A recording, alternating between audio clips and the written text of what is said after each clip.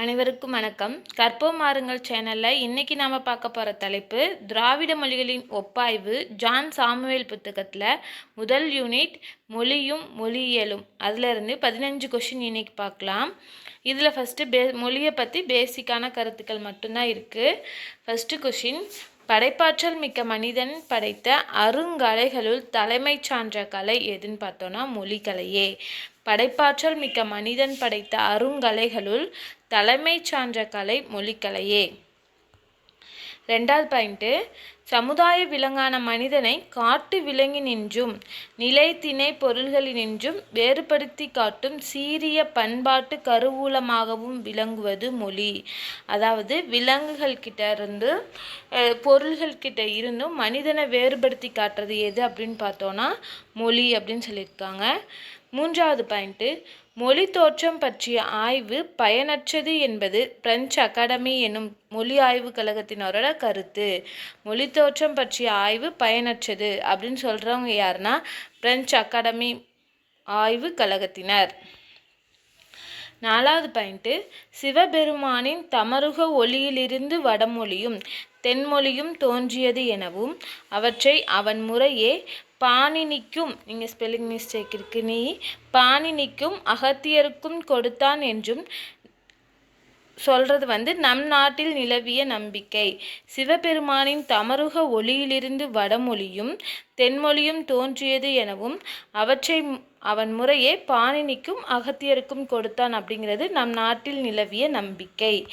அஞ்சாவது பாயிண்ட்டு, முற்காலத்தில் மக்கள் காரணமில்லாமல் குழந்தை போல மழலை பேசி பின்னர் பண்பட்ட நிலையில் பண்பட்ட மொழியினை பேச தொடங்கினர் அப்படிங்கிறது எஸ்பர்சன் போன்றோர் கருத்து. ஃபஸ்ட்டு மக்கள் காரணம் இல்லாமல் ஒரு குழந்தை மாதிரி பேசிகிட்டு இருந்தாங்க. அதுக்கப்புறம் அவங்களுக்கு ஒரு மெச்சூரிட்டி லெவல் வந்ததுக்கப்புறம் மொழியை பேச தொடங்கினாங்க அப்படின்னு சொல்கிறது தான் எஸ்பர்சன் போன்றோர் கருத்து.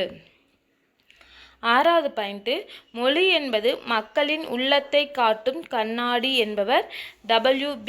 பில்ஸ்பரி. மொழி என்பது மக்களின் உள்ளத்தை காட்டும் கண்ணாடி என்பவர் W.B. பில்ஸ்பரி. ஏழாவது பாயிண்ட்டு, மக்களின் கருத்துக்கள் மாறும் காலத்தில் மொழியும் மாறுகின்றது என்பதும் மக்களின் கருத்துக்கள் மாறாமல் வளர்ச்சியடையாமல் நிலை பெற்றிருக்கும் போது மொழியும் வளர்ச்சியின்றி அமைந்து விடுகின்றது என்பதும் W.B. பில்ஸ்பரியின் கருத்து. அதாவது மக்களோட கருத்துக்கள் மாறும்போது மொழியும் மாறிடுது.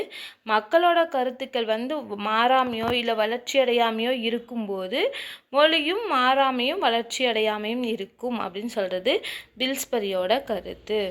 எட்டாவது பாயிண்ட்டு, பழக்கம் என்ற விளைநிலத்தில் பயிராக்கப்பட்ட பயிர் அப்படிங்கிறது தான் மொழி அப்படின்னு சொன்னவர் சாவே சுப்பிரமணியம்.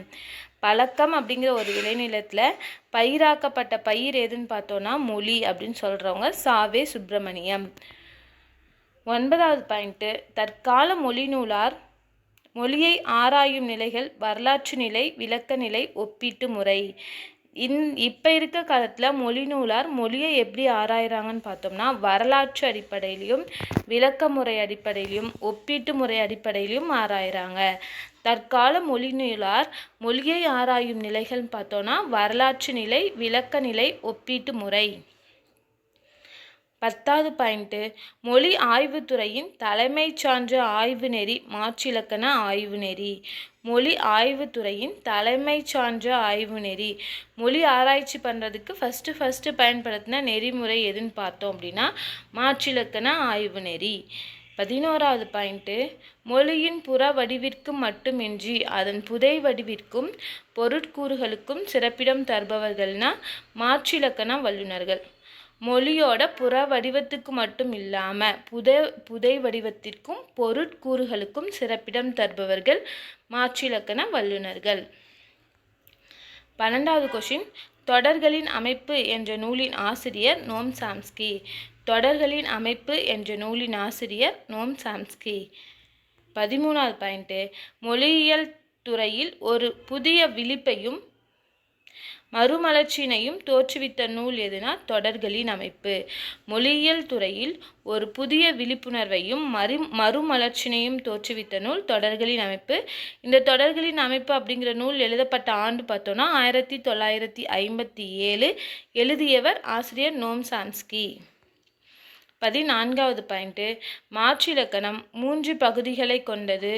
அவை தொடரியல் பகுதி, பொருளியல் பகுதி, ஒளியனியல் பகுதி. மாற்றிலக்கணம் 3 பகுதிகளை கொண்டதுன்னு சொல்கிறாங்க. அதில் 3 பகுதி என்னென்னு பார்த்தோன்னா தொடரியல் பகுதி, பொருளியல் பகுதி, ஒளியனியல் பகுதி.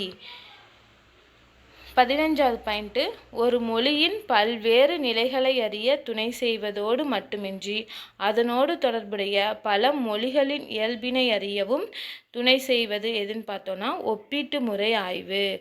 ஒரு மொழியோட பல்வேறு நிலைகளை அறியவும் அது மட்டும் இல்லாமல் அதோட தொடர்புடைய பல மொழிகளோட இயல்பினை அறியவும் துணை செய்வது எதுன்னு பார்த்தோன்னா ஒப்பீட்டு முறை ஆய்வு.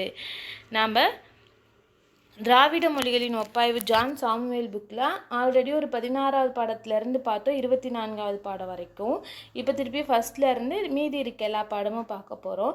இன்றைக்கி அதில் ஃபஸ்ட்டு பாடம் பார்த்துருக்கோம். நெக்ஸ்ட்டு 2வது பாடம் நாளைக்கு பார்க்கலாம்.